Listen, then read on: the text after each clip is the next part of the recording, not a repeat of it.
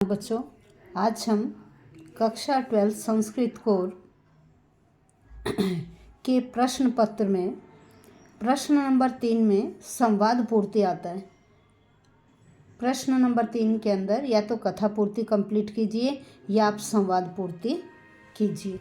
तो आज हम संवाद पूर्ति इस प्रश्न का अभ्यास करने जा रहे हैं।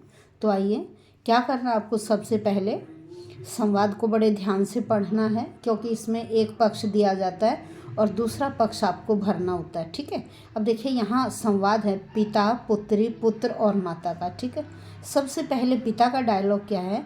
दूरदर्शने स्त्री विमान चालक रूपेण दृष्टवा अहो कुत्र कुत्र न दृश्यते नारी। पिताजी कहते हैं दूरदर्शन को देखकर, दूरदर्शन में उन्होंने देखा, स्त्री विमान चालक के रूप में देखकर कहा, अरे कुत्र कुत्र कहाँ कहाँ नारी न दृश्यते, नारी दिखाई नहीं देती। और देखो पुत्री क्या कहती है? अद्य नारी सर्वस्मिन् क्षेत्रे कार्यम कर्तुम समर्था। आज नारी हर क्षेत्र में कार्य करने में समर्थ है। अब पुत्र कहता सत्यम, आपने सच कहा। हे पिता है, हे पिताजी, किम प्राचीन काले अपि नारी सर्वम कर्तुम समर्था आसीत्। क्या प्राचीन काल में नारी सब कुछ करने में समर्थ थी? तो देखो माता कहती हाँ। तो इससे आगे क्या लिखेंगे हम? इससे ऊपर वाली लाइन से देखिए हमें कितना इससे मदद मिल रही है। आम आ गया। हाँ, अब प्रश्न था किम, क्या क्या प्राचीन काल में नारी सब कुछ करने में समर्थ थी?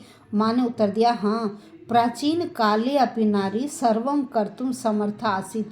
अब प्राचीन काले से लेकर आसीत तक हमने यहाँ लिख दिया, तो हमारा उत्तर हो गया कंप्लीट। अब देखिए किम प्राचीन काले भी, क्या प्राचीन काल में भी। अब अगली लाइन देखिए, हमें कई बार ऊपर की लाइन से हिंट मिलता है, कई बार नीचे की लाइन से। ठीक है, अब यहाँ देखिए, हाँ प्राचीन काले अपि नारी शिक्षाम प्राप्तुम समर्था आसन। इसका मतलब ऊपर क्या पूछा था?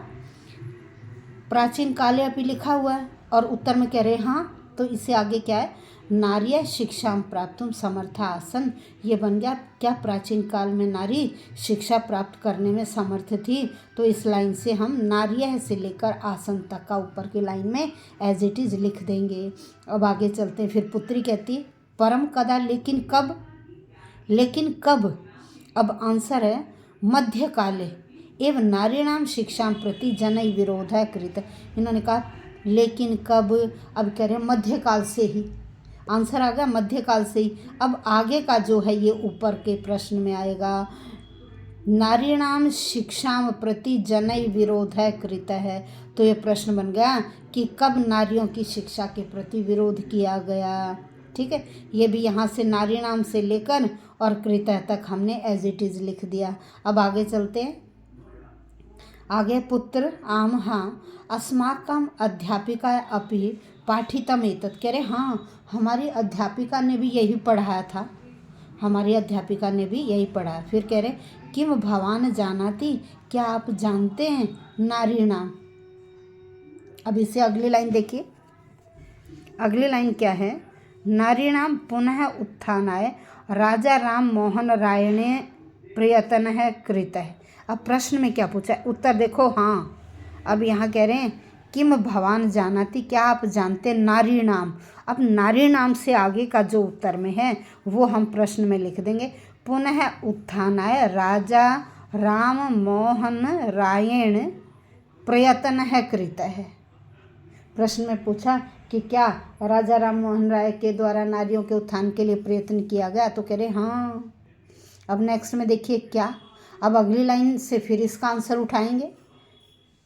आम हाँ, इसका मतलब जो इससे आगे है वो एज इट इज़ आप ऊपर की लाइन में लिख दोगे, क्योंकि उत्तर में इन्होंने दे दिया हाँ। तो अब ऊपर हमने प्रश्न बनाना है, तो प्रश्न क्या आएगा?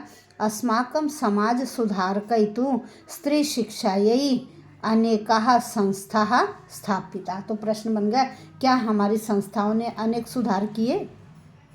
ठीक है, इस तरह से कई बार आपको ऊपर की लाइन से आंसर लिखने में मदद मिलेगी और कई बार आपको नेक्स्ट लाइन से आंसर लिखने में मदद मिलेगी।